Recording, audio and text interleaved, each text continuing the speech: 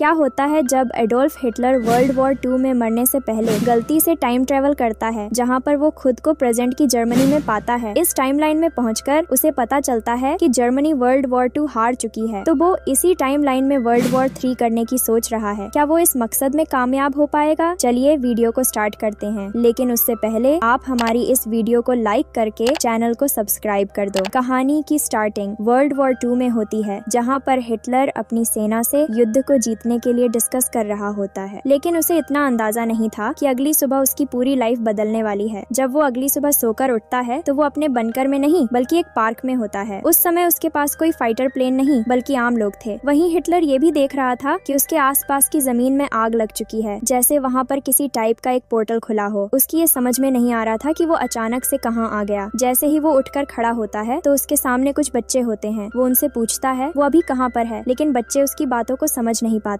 तभी उससे कुछ दूरी पर एक फैबियन नाम का न्यूज रिपोर्टर अपने चैनल के लिए न्यूज रिकॉर्ड कर रहा था। उसके बैकग्राउंड में ही हिटलर दिखाई देता है, लेकिन फेबियन उस पर ध्यान नहीं देता। अब हिटलर को लग रहा था कि वो किसी दूसरी जगह पर आ गया है, उसे जल्दी से अपने बंकर में जाना होगा। मगर जैसे ही वो रोड पर निकलता है तो उसे पता चलता है कि अब शहर पूरी तरह से बदल चुका है। वो शहर में फ्यूचरिस्टिक टेक्नोलॉजी को देखकर हैरान हो जाता है। इसके बारे में हिटलर ने कुछ भी सोचा नहीं था। अब उसको देखकर बहुत सारे लोग अपने मोबाइल से उसकी वीडियो बनाने लगते हैं। वो ये सोचते हैं ये कोई आम आदमी है जो एक्ट प्ले कर रहा है। हिटलर तो प्रेजेंट टाइम की टेक्नोलॉजी और कार को देखकर बहुत ज्यादा हैरत में था। वो ये सोचता है मैं अचानक से कहाँ आ गया, लेकिन उसको इसकी आदत भी नहीं थी। वो इन चीजों से परेशान हो जाता है। वहीं पर एक औरत उसकी आंखों में जलन वाली स्प्रे भी मार देती है। ये सोचकर शायद वो उसे किडनैप करने के लिए आया है। अब तक हिटलर को ये समझ में आ चुका था कि वहाँ कुछ तो गड़बड़ हुई थी। वहीं पर वो एक न्यूज़पेपर को देखता है तो उसे पता चलता है कि किसी तरह से वो टाइम ट्रेवल करके समय में 70 साल आगे सन 2014 में आ गया है। ये देखकर वो बेहोश हो जाता है। जब कुछ देर बाद उसे होश आता है तो वो खुद को एक शॉपकीपर के सामने देखता है, जिसके दुकान के पास वो बेहोश हुआ था। हिटलर को अभी भी समझ नहीं आ रहा था कि वो यहाँ आया कैसे। शॉपकीपर उसे कोई एक्टर समझ रहा था, शायद वो किसी नाटक कंपनी में काम करता हो। अब हिटलर फैसला करता है कि पिछले 70 सालों में क्या क्या हुआ। वो इन सब घटनाओं की जानकारी लेगा। जब वो एक न्यूज़पेपर को देखता है तो उसे पता चलता है 70 साल पहले जर्मनी युद्ध में हार चुकी है। ये देखकर उसे बहुत बुरा लगता है। अब सीन शिफ्ट होता है तो हमें वही रिपोर्टर फेबियन को दिखाया जाता है, जो पार्क में न्यूज रिकॉर्ड कर रहा था। उसे न्यूज चैनल से निकाल दिया गया है, तो वो निराश होकर अपनी रिकॉर्ड की हुई वीडियो को देख रहा होता है। तभी उसकी माँ वहाँ आकर उसे दिलासा देती है कि उसकी कोई दूसरी जॉब लग जाएगी। तभी वो दोनों ध्यान से देखते हैं तो उन्हें पता चलता है कि उसके पीछे कोई हिटलर की तरह दिखने वाला आदमी था। इसलिए फेबियन उसे ढूंढने का फैसला करता है, क्योंकि उसका हमेशा से ये सपना था कि वो हिटलर के ऊपर एक डॉक्यूमेंट्री बनाए। अब हिटलर को दिखाया जाता है, जिसे पता चलता है कि उसकी यूनिफॉर्म पूरी तरह से खराब हो चुकी है। तो वो पास के ही एक टेलर के पास जाता है और उसे उसी तरह की यूनिफॉर्म सिलने के लिए कहता है, और वहीं से दूसरे कपड़े पहनकर भविष्य की दुनिया को देखने के लिए निकल पड़ता है। अब तक फेबियन ने हिटलर को ढूंढ लिया था। वो उससे कहता है उसे आज की जर्मनी दिखाते हुए एक फिल्म बनाएगा, क्योंकि वो दिखने में बिल्कुल असली हिटलर की तरह है, और शायद ऐसा करने से उसे उसकी जॉब वापस मिल जाएगी। हिटलर भी उसकी बात को मान जाता है, क्योंकि वो घूमने के बाद आज की जर्मनी को पूरी तरह से जान पाएगा। अब यहाँ से ये दोनों पूरी तैयारी करके जर्मनी में हर जगह पर घूमने के लिए जाते हैं, जहाँ पर हिटलर फेबियन और बाकी लोगों को भी अपने विचारों के बारे में बताता रहता है। टीवी में देखने के बाद उसे एक बात पता चलती है कि जर्मनी में बाहर के लोग बहुत ज्यादा आ रहे हैं, जिन्हें रिफ्यूजी कहा जाता है, और वो उनके खिलाफ था। हिटलर अपने देश जर्मनी को दुनिया के देशों में से सबसे ऊपर मानता था। अब वो फेबियन को अपनी मूंछों के बारे में भी बताता है। अगर उसे कहीं केमिकल अटैक करना पड़े तो इस मूंछों की वजह से वो गैस मास्क को अच्छी तरह से पहन सकता है। अब घूमते हुए एक पेट डॉग हिटलर के काट लेता है, जिससे हिटलर उस पेट डॉग को गोली मार देता है, लेकिन फेबियन उससे आगे से ऐसा करने के लिए मना करता है। फेबियन को अब तक ये अंदाजा नहीं लगता कि वही असली हिटलर है। उसे ऐसा लग रहा था ये कोई एक्टर है जो अपने रोल को पूरी तरह से निभाने के लिए हिटलर की आइडियोलॉजी में घुसे जा रहा है। अब तक हिटलर और फेबियन पूरी जर्मनी में घूम चुके थे, जिसे शूट करके फेबियन अपने YouTube चैनल पर अपलोड कर देता है और अपने न्यूज चैनल के बॉस को दिखाता भी है कि उसकी वीडियो पर कितने सारे व्यूज आ रहे हैं। अब तो उसे नौकरी पर रख लेना चाहिए। ये देखकर क्रिश काफी इम्प्रेस होता है और उससे उस एक्टर को मिलवाने के लिए कहता है, क्योंकि वो बातें भी ऐसी करता है जैसे कि उसे हिटलर के विचारों का पता हो। अब तक यह किसी को पता नहीं था कि यही असली हिटलर है। अब हिटलर न्यूज चैनल के ऑफिस में पहुंचकर भी वैसा ही बिहेव करता है। यहाँ पर वो सबको डांटने लगता है कि टाइम के साथ में उन्होंने कैसे जर्मनी को बदल कर रख दिया। बाकी दुनिया में उसके देश की कोई कीमत नहीं है और उसके देश के लोगों को बाकी लोगों के समान समझा जा रहा है। अब न्यूज डायरेक्टर को ये समझ में आता है क्यों ना वो हिटलर को लेकर एक नया शो स्टार्ट करें जिसमें वो हिटलर की आइडियोलॉजी को लेकर बहुत सारी बातें कर सकते हैं। अब तक फेबियन को भी उसकी जॉब वापस मिल चुकी थी। अब हिटलर कंप्यूटर के बारे में सब कुछ सीखने लगता है, जहाँ पर वो ये जानकर खुश होता है कि इंटरनेट के जरिए कोई भी न्यूज पूरी दुनिया में जल्दी से फैलाई जा सकती है। सो हिटलर इसका यूज करके आज की जर्मनी को अपने अंडर में लाने की कोशिश करता है, जिससे वो वर्ल्ड वॉर 3 शुरू कर पाए। यहीं अब इंटरनेट के होने से उसके विचार और ज्यादा तेजी से पूरी दुनिया में फैलने लगते हैं। वही क्रिश सबको कॉमेडी शो बनाने का आइडिया देता है, ताकि अगर हिटलर कोई भी बेकार बात कह भी दे तो कोई भी उसकी बात का बुरा ना माने। जब शो शुरू होता है और हिटलर स्पीच देने के लिए स्टेज पर आता है, अब सब लोग उसकी प्रेजेंट को देखकर हैरान थे, क्योंकि वो रियल हिटलर की तरह बातें कर रहा था। अब आज के समय में हिटलर गरीबी और बेरोजगारी को देखकर स्पीच देने लगता है। इसी कारण से जर्मनी पीछे रहता जा रहा है। सो उन्हें जल्दी से इमिग्रेंट और रिफ्यूजी को देश से बाहर निकलना होगा। अब जैसा कि नैनेटीज में हुआ था, तो यहाँ भी उसके विचार लोगों को बहुत ज्यादा अच्छे लगने लगते हैं, क्योंकि हिटलर को लोगों को अपनी बातों में बहुत अच्छे से फंसाना आता था, जिससे वो शो बहुत ज्यादा सुपरहिट हो जाता है और पहले शो के बाद में वो फेमस भी हो गया था। तो इसीलिए चैनल के ऑनर उसे आगे शो में भी इंक्लूड करने का फैसला करते हैं। अब हिटलर ये प्लेटफॉर्म मिलने से पूरे देश में फेमस हो चुका था, इसलिए उसे बहुत सारे चैनल पर इंटरव्यू देने के लिए बुलाया जाने लगता है। वहाँ पर हिटलर जर्मनी को एक नए देश बनाने का मैसेज देता है और कहता है अगर लोग उसकी बातें मानते हैं तो वो जर्मनी को दोबारा से महान बना सकते हैं। अब बहुत सारे पॉलिटिकल लीडर भी उससे मिलना स्टार्ट कर देते हैं, ताकि वो काफी सारे लोगों का वोट ले सकें। लेकिन हिटलर तो खुद ही लीडर बनना चाहता था। अब टाइम बीतने के साथ में हिटलर के स्पीच कानून के नियमों की धज्जियां उड़ाने लगते हैं। एक दिन पुलिस फाइनली न्यूज चैनल के ऑफिस में उसके शो को बंद करवाने के लिए पहुंच जाती है, लेकिन चैनल के ऑनर अभी भी उसके शो को बंद करना नहीं चाहते थे, क्योंकि उसकी वजह से उन्हें काफी टीआरपी मिल रही थी। अब तक उनके चैनल को न कि जर्मनी में बल्कि दूसरे देशों में भी देखा जा रहा था। शो के दौरान फाइनली लोगों को वो वीडियो मिल जाती है जिसमें उसने एक पेट डॉग को मारा था। इसका विरोध करने पर हिटलर टीवी के एंकर को ही गोली मारने की वार्निंग देता है। इसके बाद उसके शो को कैंसिल कर दिया जाता है। अब हिटलर के पास रहने के लिए कोई जगह नहीं थी, तो वो फेबियन के घर चला जाता है, जहाँ पर उसे एक आइडिया आता है। वो लोगों को अपने कब्जे में करने के लिए एक बुक लिखता है, ताकि ज्यादा से ज्यादा लोग उसे फॉलो करने लगे। अब धीरे धीरे काफी टाइम बीत चुका है, जहाँ चैनल के ऑनर्स पाते हैं अब तक शो की टीआरपी भी बिल्कुल गिरती ही जा रही है। क्रिश परेशान था कि अब वो चैनल की टीआरपी वापस लाने के लिए ऐसा क्या करें। वहाँ पर एक एम्प्लॉय आइडिया देता है क्यों ना वो दोबारा से हिटलर का शो स्टार्ट करे, क्योंकि अब तक उसके हेट स्पीच का मामला भी ठंडा पड़ चुका था, तो कोई उसके शो का विरोध भी नहीं करेगा। सो क्रिस फिर से फेबियन के पास जाता है और उससे वही शो दोबारा से स्टार्ट करने के लिए कहता है, और कहता है वो उसकी अगली डॉक्यूमेंट्री को बनाने में उसकी हेल्प करेगा, जो फेबियन हमेशा से बनाना चाहता था। फेबियन भी यहाँ पर मान जाता है और वो अपनी डॉक्यूमेंट्री की शूटिंग स्टार्ट कर देता है। अब समय बीतने के साथ में हिटलर पर उसे शक होने लगता है, क्योंकि ना तो उसका कोई रिश्तेदार था और ना ही यहाँ पर हिटलर को कोई जानता था। तो एक दिन फाइनली फेबियन हिटलर से पूछ ही लेता है कि वो उस दिन पार्क में क्या कर रहा था। हिटलर उसे सब कुछ सच सच बता देता है। उसे नहीं पता जब उसकी आंख खुली तो वो उस दिन पार्क में था। ये सब सुनने के बाद में फेबियन का शक उस पर और ज्यादा बढ़ने लगता है। वहीं दूसरी तरफ अपने विचारों को लेकर हिटलर की बहुत सारे लोगों से बहस हो जाती है। लड़ाई झगड़ा होने के बाद में हिटलर को एक अस्पताल में भर्ती करवाया जाता है। अब फेबियन उस दिन वाली वीडियो रिकॉर्डिंग को देख रहा होता है कि आखिर हिटलर आया कहाँ से था, और वीडियो को बार बार रिप्ले करने के दौरान उसे पता चलता है हिटलर तो उस दिन अचानक से वहाँ पर आया था। अब और ज्यादा जानने के लिए फेबियन उसी पार्क में जाता है, तो उसे पता चलता है जिस जगह पर ये पार्क बना हुआ है उस जगह पर कभी वर्ल्ड वॉर 2 में बंकर हुआ करते थे, और यहीं पर हिटलर अपनी सेना के साथ में बैठकर युद्ध के फैसले करता था। अब फेबियन को ये समझ में आ चुका था कि वो गलती से टाइम ट्रेवल करके अपने टाइम से सन 2014 में आ गया है। वो जल्दी भागकर अस्पताल में हिटलर को देखने के लिए जाता है, तो वहाँ पर देखकर हैरान हो जाता है। उसे पता चलता है कि वहाँ पर तो हिटलर है ही नहीं। इसके बाद में सबसे पूछने पर उसे पता चलता है न्यूज चैनल के हेड क्रिश उसे लेकर वहाँ से जा चुका है। अब यहाँ पर फेबियन लोगों को समझाने लगता है, जिसे वो आम आदमी समझ रहे हैं वो तो एक रियल हिटलर है। हालांकि उसकी बात पर कोई भी यकीन नहीं करता, सब लोग उसे पागल समझने लगते हैं। वो अस्पताल के स्टाफ से बचकर भागने लगता है और उस शो पर जाता है जहाँ पर हिटलर था। वहाँ पहुँचकर वो हिटलर को गन पॉइंट पर ले लेता है और कहता है कि उसे सब कुछ पता चल गया है कि वही असली हिटलर है। अब हिटलर कहता है कि उसने तो कभी भी इस बात से मना ही नहीं किया कि वो असली हिटलर नहीं है। अब फेबियन उसे जान से मारने की धमकी देता है और कहता है कि वो उसे इस टाइम की जर्मनी में अपना प्रोपेगेंडा नहीं फैलाने देगा। वही हिटलर के अनुसार लोग पहले भी उसकी बातें सुनते थे और अब भी सुनेंगे, और धीरे धीरे इसी तरह से वो अपने इस सपने को पूरा कर लेगा जो वर्ल्ड वॉर 2 में रह गया था, यानी कि वो दुनिया में वर्ल्ड वॉर 3 फिर से स्टार्ट करना चाहता है। फेबियन हिटलर से धीरे धीरे बातें करते हुए उसे बिल्डिंग की छत पे ले आता है। अब वो उसे जिंदा भी नहीं छोड़ सकता था, वरना वो दोबारा से दुनिया में वर्ल्ड वॉर 3 को स्टार्ट कर देगा, जिस युद्ध में अब की बार करोड़ों जाने जाएंगी। सो फेबियन उसे गोली मार देता है। इसके बाद हिटलर बिल्डिंग से नीचे गिरकर मारा जाता है, लेकिन फाइनली यहाँ पर मूवी का सबसे बड़ा ट्विस्ट आता है, जहाँ हिटलर उसके पीछे ही खड़ा हुआ होता है और उससे कहता है मेरे आइडिया हमेशा से लोगों के माइंड में रहेंगे, और यहीं से रिवील होता है दरअसल ये एक शूटिंग थी और ये फेबियन असली नहीं बल्कि कोई दूसरा एक्टर था। अब हमें रियल फेबियन को दिखाया जाता है, जिसे डॉक्टर ने पागल समझकर एक रूम में बंद कर दिया था। अब तक हिटलर के शो और बुक्स पूरी तरह से हर जगह फेमस हो चुकी थी और उसके सपोर्टर्स की संख्या तेजी से बढ़ रही थी। वो बहुत जल्द ही जर्मनी का लीडर बन जाएगा और इसी डार्क एंडिंग के साथ ये मूवी